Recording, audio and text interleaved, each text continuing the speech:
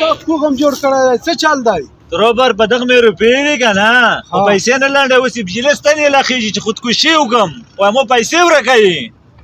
نو تاسې اوس په دا پرې سره لګیا یې ای که نه په دا پرې لګوي چې دا مو نه پرېږدي پوه شوې ورته یان چې ګوره پاکستان کې خیر ته پاته و چې ګوره اینې کورونه ورشه سټاپ دي خو دا مې نه پرېږدي و ورته ومې چې پرېږده چې خودکشي ورته وکړم تاسې ورته یایم که نه